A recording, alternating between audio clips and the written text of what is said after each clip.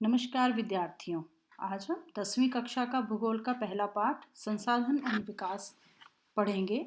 इसमें आज हम मृदा अपरदन के बारे में जानेंगे। मृदा का मतलब मिट्टी, यानी भूमि की ऊपरी परत के हट जाने की प्रक्रिया को ही हम मृदा अपरदन कहते हैं। मृदा का बनना और अपरदन की क्रियाएं हमेशा साथ साथ ही चलती हैं। इसके मुख्य कारण क्या है? मृदा अपरदन क्यों होता है? पहला मुख्य कारण आता है पानी, यानी जब भी पानी तेज गति से बहता है तो वह अपने साथ मिट्टी को भी ले जाता है। जैसे पहाड़ों से नदियां बह रही हैं तो वह अपने साथ मिट्टी को भी लेके जाती हैं और मैदान पे आते आते मिट्टी जमने लग जाती है, यानी मृदा अपरदन तो हो ही रहा है। इसी प्रकार जब नदियां अपने साथ पानी लेकर आ रही हैं तो उसका जो कटाव हो रहा है उसको भी हम चादर अपरदन कहते हैं। जैसे चंबल नदी है, चंबल नदी का मुख्य उदाहरण क्या आता है कि वह अवनालिका अपरदन करती है। इसी प्रकार दूसरा एक प्राकृतिक कारण है तेज हवाएं। हवा मिट्टी के महीन महीन कणों को उड़ा के दूर दूर ले जाती है और कई बार तो जैसे चित्र में दिखा रखा है कितनी ज्यादा मिट्टी उड़ रही है, यह प्राकृतिक कारण ही है। इसमें मिट्टी के बड़े बड़े कण एक स्थान से दूसरे स्थान पर पहुंच जाते हैं। और लेकिन ये दोनों तो प्राकृतिक कारण थे, मानवीय कारण भी है। खनन, जब व्यक्ति कुछ भी फैक्ट्री या फिर कोई भी खनिज लेना चाहता है तो पृथ्वी का बहुत ज्यादा खनन कर देता है, जिसके कारण बहुत ज्यादा मृदा अपरदन होता है। पृथ्वी एक बहुत महत्वपूर्ण संसाधन है, परंतु भूमि सीमित संसाधन है। मतलब पृथ्वी पे तो सब कुछ है, पानी भी आता है उसके अंदर, लेकिन भू की बात कर रहे हैं। भू का मतलब जमीन, भूमि। भारत में भी कई प्रकार की भूमि देखने को मिलती है। जैसे आप इसमें देख रहे हैं 30% पर्वत हैं, पहाड़ हैं।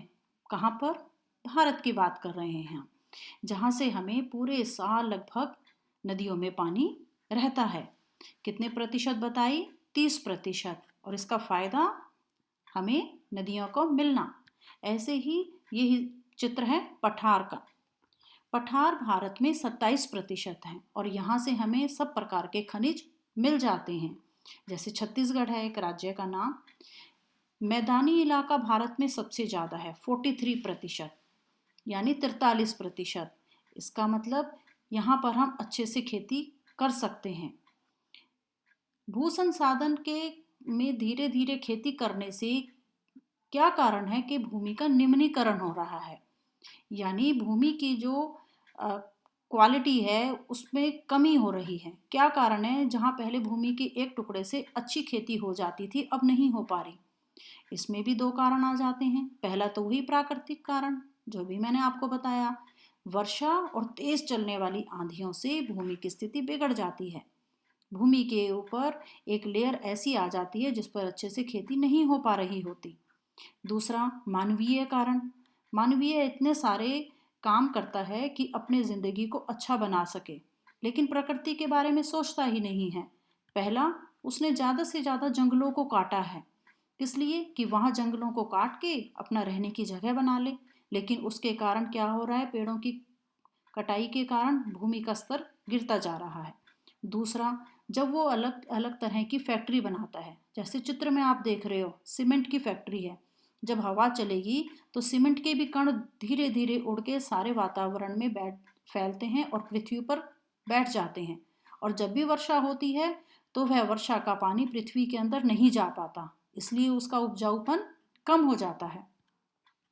फिर एक ही स्थान पे ज़्यादा से ज़्यादा जानवरों को चराने के कारण भी भूमि का निम्नीकरण हो जाता है। भारत में राजस्थान, गुजरात में ये वाली ज़्यादा समस्या है। फिर से वही बात आ गई, खनन। सामने देख रहे हो कैसे पृथ्वी को काटा जा रहा है, जिसके कारण वहाँ पर पेड़ पौधे नहीं हो पाते हैं।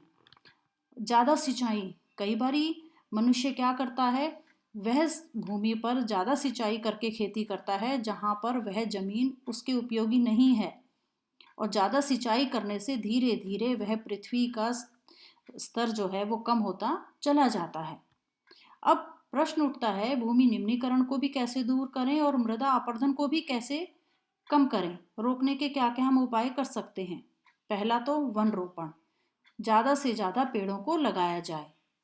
और ये चित्र आप देख रहे हैं एक पहाड़ का दिख रहा है और कैसे सीढ़ियाँ सी बनी हुई हैं, यानी पहाड़ों पर कैसी खेती करनी चाहिए, सीढ़ीदार, जिससे कि जो भी जल है, वर्षा द्वारा जो भी जल आ रहा है वो तुरंत नीचे ना आ जाए, रुकता रुकता आएगा, यानी पृथ्वी उस पानी को सोख लेगी और जिसके कारण वहाँ पे अच्छी खेती हो सकती है।